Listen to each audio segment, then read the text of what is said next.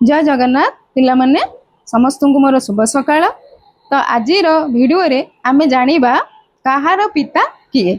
ता माने तुमको टी आश्चर्य लगतो कहार पिता किए माने अलगा क्षेत्र रे मैं कहूनी पाठ पढ़ा बही जो आमे पढुचे इतिहास विज्ञान गणित संस्कृत साहित्य विज्ञान भूगोल हिंदी संस्कृत एमते अलगा विषय सब पढुचे विभिन्न प्रकार विषय तार किए जनक बा पिता। जनक माने तो पिता तो तार पिता किए किए प्रथम लेखिकी आम लोकलोचन को आनी आम जनकर टाइटल दौच। तो गोटे गोटे डिस्कसन करवा किए प्रथम या आविष्कार करते आम लोकलोचन को आनी आम गोटे पर गोटे डिस्कसन करवा। चलो लेट स्टार्ट।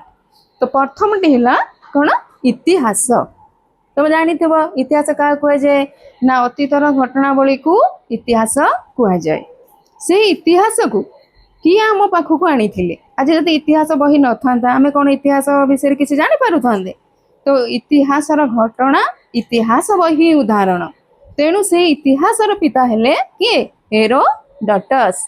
ये होजंती बहुत बड़ ऐतिहासिक ऐतिहासिक किए जे इतिहास लिखती ऐतिहासिक कहुए। तो हेरोडोटस जड़े ऐतिहासिक जे इतिहास सबू भूर भूमा घटना आम पाखे कौन पहुँचे तेणु पिता बा जनकर आख्या दि जाए।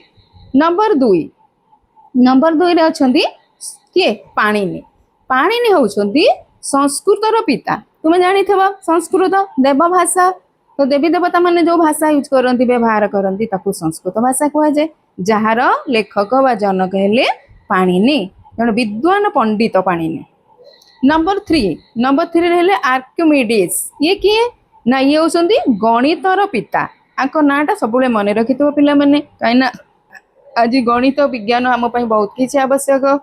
विज्ञान जुगर पिला गणित जुगर पिला तेणु जो माने साइंस पढ़ती बेसी फोकस दियंती विज्ञान गणित उपर तेणु से माने जानी थे गणितर पिता किए। तो आर्किमिडीज हेले गणितर जनक बा पिता। तापर रहिले कंप्यूटर। आजिकल तो तुम्हें जानीच आज आम 21st सेंचुरी पिला बिना कंप्यूटर बिना मोबाइल बिना लैपटॉप आम काम करें। आज जंतर जुग दिने थिला मंत्रर जुग दिने थिला तंत्रर जुग तापर वर्तमान है जंत्रर जुग। तेणु आम जंत्र को छाड़ी किसी करें तेणु से जंत्र एक नंबर किए अच्छी ना कंप्यूटर लैपटॉप आउ मोबाइल। तो से कंप्यूटर पिता किए कंप्यूटर पिता होती किए चार्ल्स बारबेज। तो सी ही प्रथमे कंप्यूटर को कौन करथिले उद्भावन करथिले बा लोक जानी थिले कंप्यूटर माध्यम रे केमती कम समय रे काम करी हबो सी हमकु कौन करथिले जणै थिले बा हम सामने को आनी थिले गोटे मशीन केमती काम करि पारे। तापरे रहिले कि ना अर्थशास्त्र रो जनक के अर्थशास्त्र जनक एडम स्मिथ बा एडम स्मिथ कह जाए आम लिखा एडम स्मिथ। ये होउछन्ती अर्थशास्त्र पिता। अर्थशास्त्र जहाँ को आम इकोनॉमिक्स कहू तार पिता हेले एडम स्मिथ। तापर आसिले जीव विज्ञान। जीव विज्ञान पिता किए ना अरस्तु। ये हेले जीव विज्ञान पिता। जीव जगत उपर केमती डेभलप होईची ए जीव विज्ञान पढ़िले तुम्हें +2 साइंस पढ़िले तार बहुत किसी शिखिब आगू आगू पढ़िले बहुत जान विज्ञान विषय। विज्ञान तो एत असीम ज्ञान जे ये कही हेनी अल्प जिते पढ़ुव से ज्ञान गेन कर बढ़ाऊ। तो तापर आसिले हाइनीमैन। हाइनीमैन के हाइनीमैन हेले होमियोपैथी पिता। तुम जानी मेडिसिन जो आम खाऊ आयुर्वेदिक होमियोपैथिक एलोपैथिक जानीच से गोटे हूँ होमियोपैथिक जार जनक हेले हाइनीमैन बुझेला। तापर रहिले मार्टिन कूपर।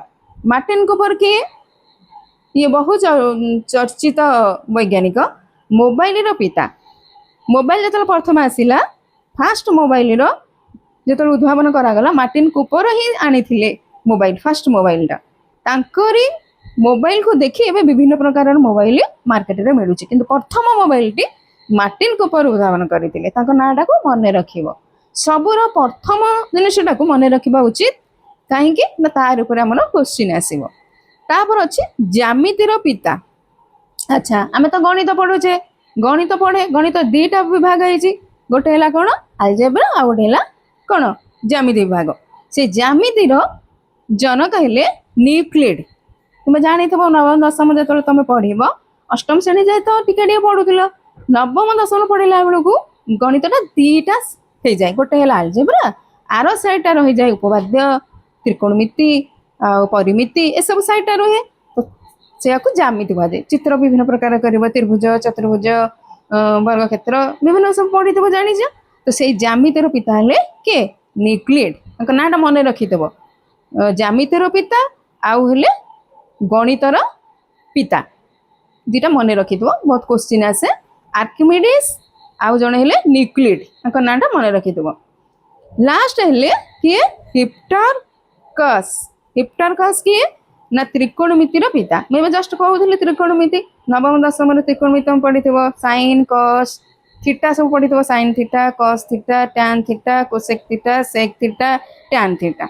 से जो थीटा सब पढ़ुचे त्रिकोणमिति तार जनक होती हिप्टारकस बुझेगा तो मुझे भावुची आज जो डिस्कसन कले कहार पिता इतिहासर विज्ञानर संस्कृतर कंप्यूटर अर्थशास्त्र जीव विज्ञानर होमिओपैथिक मोबाइल त्रिकोणमितिर ये सब आम सब छोट मोट डिस्कसन कले मु आशा करुच्ची ये डिस्कसन तुमको भल लगी एतिक सरीनी आहरी अच्छी मुझ तुम पाखक अल्प आनी सर्ट भिडियो आहरी केते जिन अच्छी तुम पाखक आनी जदि ये भिडियो तुमको भल लगे गोटे लाइक कर सांग मान सहित सेयार कर चैनल गोटे सब्सक्राइब कर मोर माने आहरी मोर इच्छा आहरी किसी सुंदर सुंदर पिला पाखे उपस्थापन करने को तेणु मो मनोबल बढ़ाई गोटे सब्सक्राइब कर तो मु आशा करुच्चे भिडियो तुम मन को भल लगे आउ कमेंट बॉक्स रे लिखिबो जे आउ कमतिका तुमर आउ कोन सब जानिबा को चाहूछ आउ को केमतिका वीडियो करिवि तो कमेंट सेक्शन रे जणैले मु आउरी सुंदर सुंदर वीडियो तुम पाको आनिबि